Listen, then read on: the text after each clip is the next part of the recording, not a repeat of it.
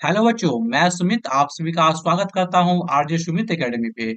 बच्चों, इस क्लास में हम लोग कर रहे थे बिहार मैट्रिक परीक्षा 2027 के लिए मैथ्स की वीवीआई ऑब्जेक्टिव क्वेश्चंस, जो कि हमने चैप्टर 2 का शुरू किया था। और ये चैप्टर 2 की आज की ये जो है कि छठवीं क्लास है। तो चलिए आज की क्लास को हम लोग शुरू करते हैं। आज का पहला जो सवाल है, निम्नलिखित में से कौन बहुपद नहीं है? निम्नलिखित में कौन बहुपद नहीं है? ऑप्शन ए, बी, सी या डी। चलो बताओ, इसमें से कौन एक बहुपद नहीं है? तो देखो, बहुपद का जो न घात होता है, बहुपद का घात एक पूर्ण संख्या में होता है, जैसे कि एक, दो, तीन, चार, ऐसे एक पूर्ण संख्या में होता है। तो चलो बताओ, इसमें से कौन सा ऐसा ऑप्शन है जो कि एक बहुपद नहीं होगा? तो देखो, इसका अधिकतम घात क्या है? दो है। ये क्या है? एक बहुपद होगा, क्योंकि इसका घात जो है कि पूर्ण संख्या में। इसका हम बात करें ऑप्शन बी का ही, तो इसका घात जो है कि √2 है। √2 का मतलब कि 1/2 एक फ्रैक्शन में है, तो ये जो है कि आपका बहुपद नहीं होगा। तो यही आपसे पूछा है कि कौन सा निम्नलिखित में से बहुपद नहीं है, तो आपका राइट आंसर होगा ऑप्शन बी।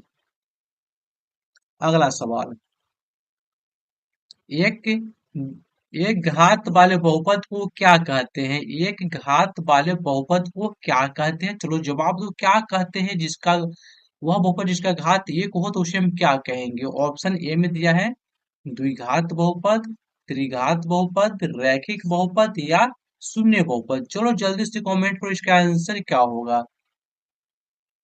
क्वेश्चन क्या कर रहा है कि एक घात वाला बहुपद, तो एक घात वाले बहुपद को हम कहते हैं रैखिक बहुपद। आपका राइट आंसर होगा ऑप्शन सी।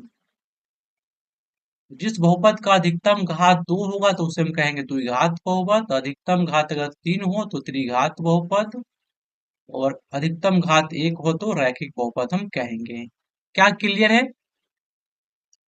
अगला सवाल देखो। अगला सवाल है कि त्रिघात बहुपद का सबसे व्यापक रूप है। त्रिघात बहुपद का हमें व्यापक रूप बताना है। चलो बताओ क्या होगा इसका आंसर? ऑप्शन ए होगा, बी होगा या सी होगा या डी होगा?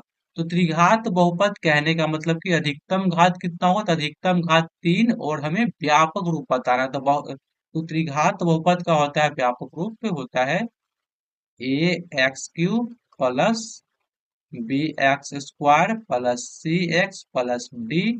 तो ये कौन सा ऑप्शन में दिख रहा है? तो ये है ऑप्शन किसमें? तो ऑप्शन सी में। आपका राइट ऑप्शन हो जाएगा ऑप्शन सी। ऑप्शन ए जो है कि दिया गया है आप लोगों को एक, यह जो है कि द्विघात बहुपद का व्यापक रूप है, और ऑप्शन डी जो है कि आप लोगों का रैखिक बहुपद का व्यापक रूप है। तो आपका जो राइट आंसर होगा इस क्वेश्चन का होगा ऑप्शन सी हो जाएगा। बच्चों, कोई भी डाउट हो तो वीडियो के नीचे कमेंट कर देना, आपका जवाब हम नेक्स्ट वीडियो में दे देंगे। अगला सवाल देखो, सवाल नंबर 4 क्या कहता है कि बहुपद x² - 5x + 6 की घात कितनी है? हमें जो बहुपद दिया गया है px बराबर x² - 5x + 6, हमें इस बहुपद की घात बतानी है। एक होगा, दो होगा, जीरो या तीन होगा? तो देखो बच्चों, बहुपद की घात क्या होता है? तो बहुपद का जो घात होता है, बहुपद की घात बराबर होता है बहुपद की अधिकतम पावर। तो इस बहुपद में अधिकतम पावर कितना है? अधिकतम घात कितना है? तो अधिकतम घात है दो, तो बहुपद की घात भी क्या होगा? दो होगा। अधिकतम घात ही बहुपद का घात कहलाता है। तो आपका राइट आंसर जो होगा ऑप्शन बी। अगला सवाल, शून्य बहुपद की घात होती है, शून्य बहुपद की घात होती है, ऑप्शन दिया है जीरो, एक, अपरिभाषित या इनमें से कोई नहीं। तो इसका जो राइट आंसर होगा ऑप्शन सी, अपरिभाषित। हम शून्य बहुपद की घात को हम नहीं बता सकते हैं कि क्या होगा, ठीक है? तो इसका आंसर क्या हो जाएगा? अपरिभाषित हो जाएगा। अगला क्वेश्चन है, बहुपद y³ - 2y² -√3y प्लस 1/2 की घात है। जो आपको बहुपद दिया गया है py = y³ - 2y² -√3y plus 1/2, हमें इस बहुपद का घात बताना है। क्या होगा? दो होगा, तीन होगा, एक होगा या जीरो होगा? तो हम अभी देखें पिछले क्वेश्चन में कि बहुपद की घात वही होगा जो दिए गए बहुपद में अधिकतम घात होगा। तो इसमें अधिकतम घात कितना, 3 है, तो बहुपद की घात भी क्या होगा, 3, यानी आपका राइट आंसर होगा ऑप्शन बी। अगला सवाल, अगला सवाल कह रहा है कि द्विघात बहुपद, द्विघात बहुपद a x square plus b x plus b x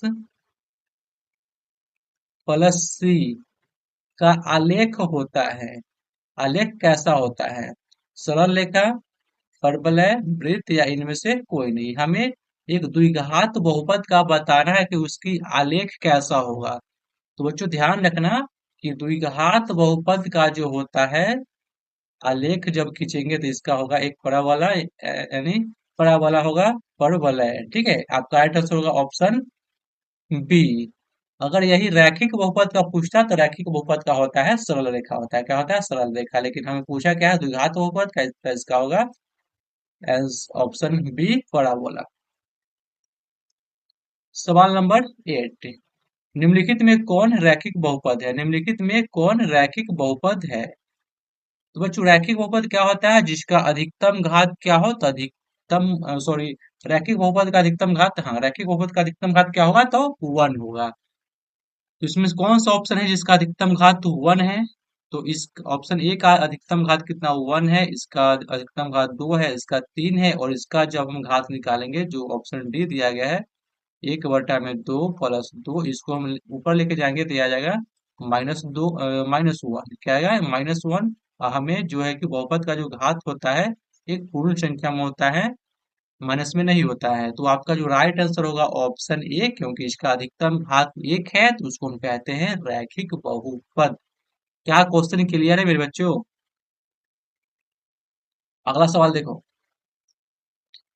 अ, बहुपद एक्स स्क्वायर माइनस 3 एक्स के शून्यकों की संख्या होगी 1 3 2 0। हमें इस बहुपद जो पी एक्स बराबर दिया गया है एक्स स्क्वायर माइनस 3 एक्स, हमें इसका शून्यकों की संख्या बतानी है कि इस बहुपद में कितने शून्यक होंगे।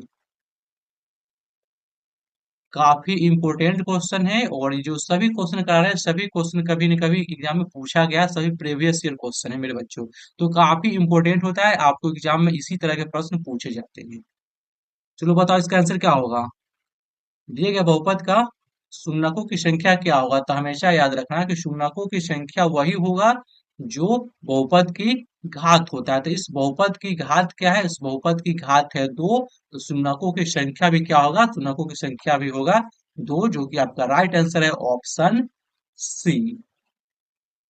अगला सवाल देखो, अगला सवाल क्या है कि यदि पी एक्स बराबर x square minus 3 x minus 4 हो तो पी 1 का मान क्या होगा। आपको बहुपद दिया गया है पी एक्स बराबर x square minus 3 x minus 4, हमें पी 1 का मान बताना है, क्या होगा, 0 होगा, -6 होगा, +6 या -4 होगा।